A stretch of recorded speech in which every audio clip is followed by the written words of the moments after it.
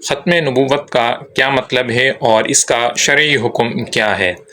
ختم نبوت کا مطلب ہے کہ حضور خاتم النبیین ہیں، یعنی کہ اللہ پاک نے حضور علیہ الصلاۃ والسلام پر سلسلہ نبوت کو ختم کر دیا ہے، لہٰذا آپ علیہ الصلاۃ والسلام کے زمانہ مبارکہ میں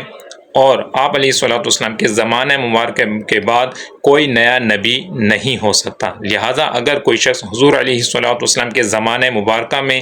یا آپ کی ظاہری وفات کے بعد کسی کو نبوت ملنا جائز جانے یا کسی کو نبی مانے تو ایسا شخص کافر ہے اور دائرہ اسلام سے خارج ہے، اس کا مسلمانوں سے اور اسلام سے کوئی تعلق نہیں ہے۔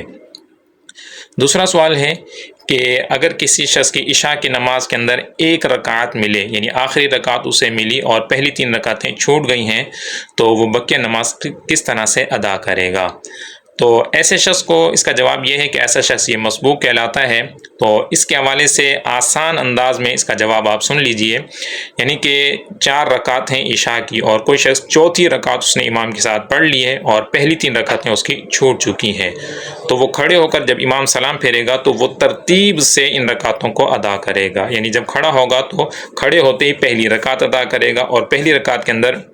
سورہ فاتحہ بھی پڑھتے ہیں اور سورت بھی پڑھتے ہیں، تو لہٰذا یہ شخص سورہ فاتحہ بھی پڑھے گا اور سورت بھی ملائے گا، پھر رکوع سجدہ کر کے یہ بیٹھ جائے گا اور قعدہ کرے گا، کیونکہ تعداد کے لحاظ سے یہ 2 رکعتیں ہو جائیں گی اور ہر 2 رکعت پر قعدہ کرنا یہ واجب ہوتا ہے۔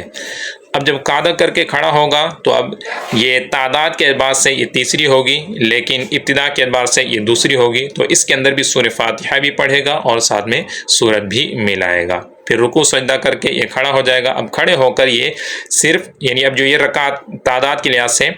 چوتھی ہوگی لیکن ترتیب کے لحاظ سے اس کی تیسری ہے، تو اس کے اندر صرف سورہ فاتحہ پڑھے گا اور سورت نہیں ملائے گا، رکوع کرے گا، سجدہ کر کے اپنی نماز کمپلیٹ کر لے گا۔